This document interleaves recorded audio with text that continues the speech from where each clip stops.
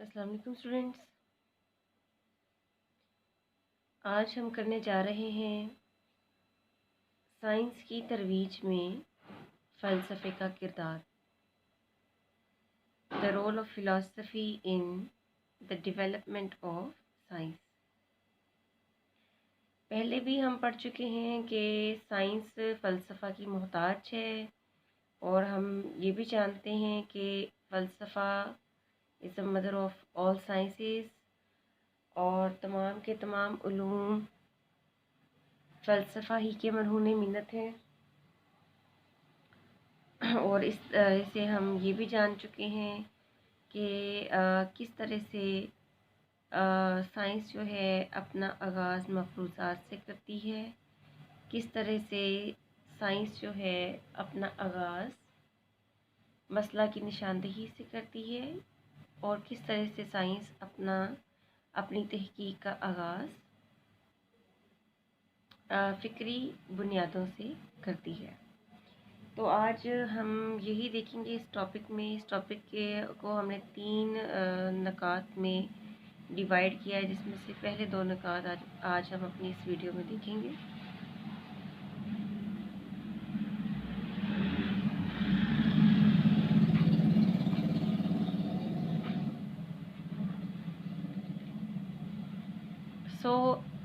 सबसे पहली बात तो ये कि yes, science depends upon philosophy for beginning of its investigation. Science जो है उसको, जैसे आप अपनी स्क्रीन पे भी इस वक्त देख सकते हैं कि ये हक़ाइक़ की दरियाफ़्त के लिए फ़िक्री बुनियादों की ज़रूरत होती है, और ये फ़िक्री बुनियादें साइंस को फ़लसफ़ा मुहैया करता है। तो जब इन फ़िक्री बुनियादों को बाकायदा शक्ल दी जाती है तो मफरूज़ा जन्म लेता है। तो सबसे पहला पॉइंट हमारा यही है, मफरूज़ात मुहैया करना, यानी फ़लसफ़ा किस तरह से साइंस की डेवलपमेंट में अपना रोल प्ले कर रहा है। सबसे पहले फ़लसफ़ा जो है वो उसको फ़िक्री बुनियादें मुहैया करता है, मफरूज़ात मुहैया करता है, और यही फ़िक्री बुनियादें जब बाकायदा शक्ल, मसला की शक्ल इख्तियार करती हैं, नज़रिया की शक्ल इख्तियार करती हैं, जिन पे साइंस से अपनी तहकीक का आगाज़ करना होता है, तो उसको हम मफरूज़ा कह देते हैं। इस तरह से साइंस का बाकायदा आगाज़ फ़लसफ़ा की ही मरहून मिन्नत है। फ़लसफ़ा के बगैर इस साइंस का आगाज़ मुमकिन, साइंसी तहकीक का आगाज़ मुमकिन नहीं है।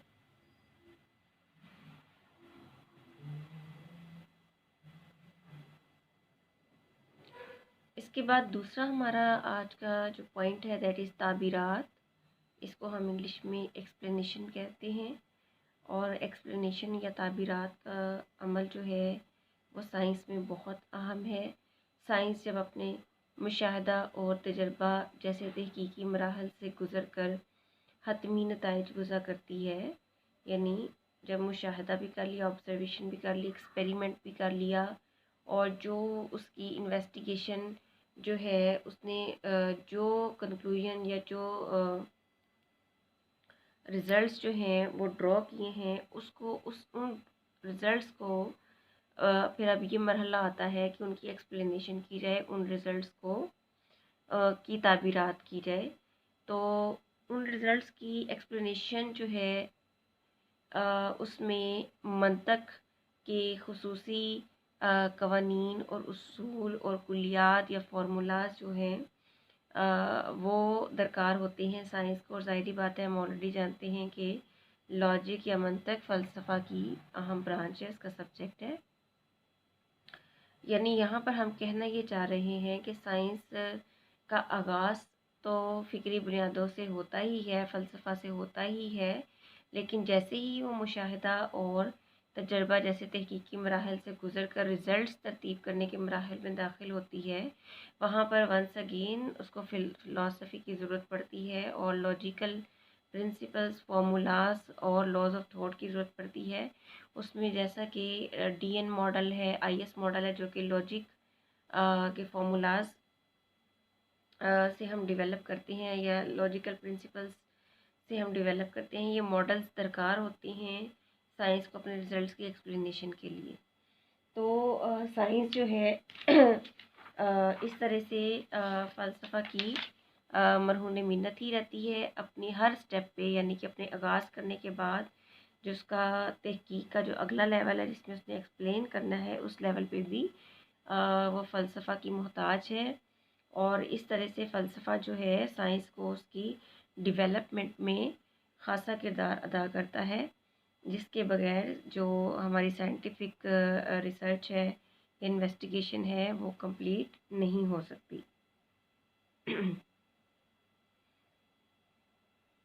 تو اس طرح سے ہم کہہ سکتے ہیں کہ سائنس کا آغاز، اس کا انجام اور اس کی ترویج فلسفہ کے ہی مرہون منت ہے۔